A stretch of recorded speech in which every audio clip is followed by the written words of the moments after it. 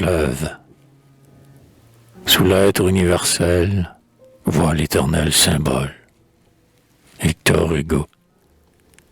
Conçu dans l'ombre au flanc auguste de la terre, le fleuve, pensez-vous, source du mystère. Il est le fils des monts déserts et des glaciers, et les vieux rocs pensifs, farouches nourriciers, du limpide cristal distillé par la voûte, dans l'ombre, de longs jours la breuve goutte à goutte, l'écoute gazouiller dans son lit de cailloux, si faible encore, avec un murmure très doux, et suivent, attendris, ces limpides manèges, parmi la radieuse innocence des neiges. Tel il grandit, gardé par l'antre paternel, pur de la pureté des glaces, près du ciel. Mais déjà, frémissant de conquérir l'espace, il s'élance, et ruisseau turbulent et vorace, emporte en bouillonnant dans ses flots confondus des herbes, des rochers, des sapins tordus.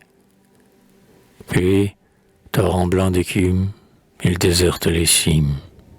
Jaloux de l'avalanche, il se rue aux abîmes, et sur les rocs fumants, ivre et précipité, s'écrase et tombe en des cascades de clarté.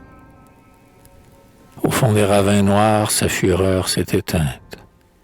Il respire à présent, car la plaine est atteinte, la plaine pacifique aux horizons d'épis. Il promène, étalé, de longs jours assoupis, parmi les terrains roux, les vergers, les pâtures, le décor symétrique et calme des cultures, et coule monotone et pareil au belon, attelé sur la route aux chars de foin tremblant. Le rire de l'été rayonne sur ses berges, des troupeaux çà et là boivent à ses flots vierges. Il rencontre, en passant, des villages, des bourgs. Maints châteaux dans ses eaux claires mirent leur tour, et, charmant, il s'attarde, il serpente, il chatoie, une frange de fleurs à sa robe de soie.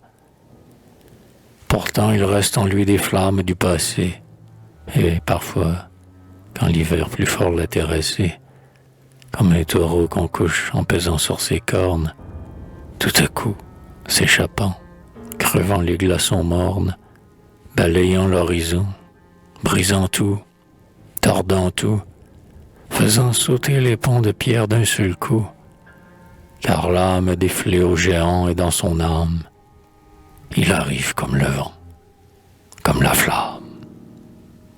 Et les peuples, béants d'horreur sur les coteaux, écoutent dans la nuit passée ces grandes eaux, jusqu'au jour où, lion fatigué de ravages, il retourne à pas l'endormir sur ses rivages, et reprend, souriant sous l'azur attiédi, le rêve nonchalant de ses après-midi.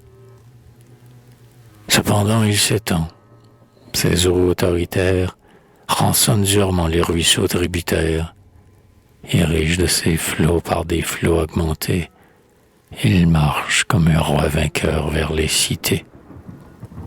Chargé d'orgueil, au loin, sur les plaines fertiles, il regarde traîner son manteau semé d'îles, et, superbe, à plaisir prodiguant les détours, s'avance vers la ville aux immenses faubourgs, plein de majesté, comme les patriarches, il entre, glorieux, sous la splendeur des arches.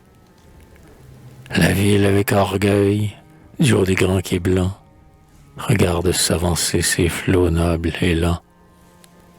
Les vieux palais bâtis par les races lointaines suspendent sur ses eaux leurs terrasses hautaines.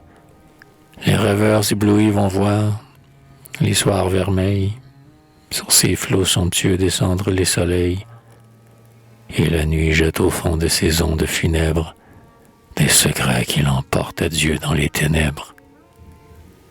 Un peuple de bateaux le sillonne sans fin, il apporte le blé, le fer, le bois, le vin, et fait sur son chemin bénir ses eaux royales par les grands bras levés des saintes cathédrales.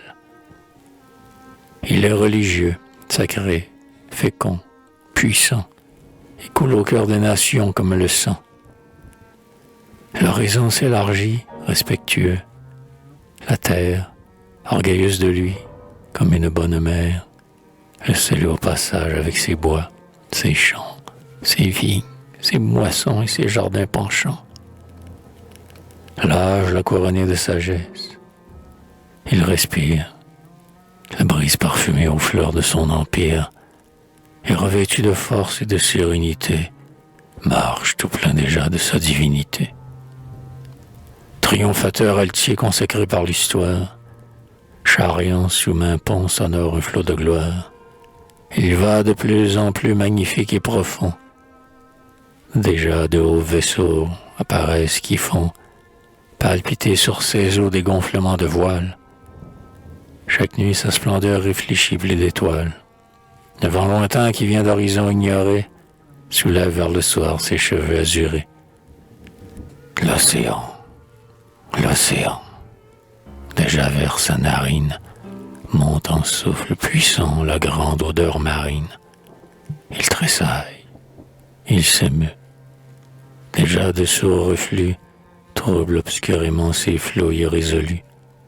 Il a compris, là-bas l'attend l'ultime épreuve. Au fils des monts altiers, roi des plaines, au fleuve, la mort dresse là-bas le lit universel, brodé d'écume blanche et parfumé de sel. Alors, multipliant ses ondes épandues, superbes, débordant au loin les étendues, il étreint l'horizon immense peu à peu, de l'attendrissement d'un magnifique adieu.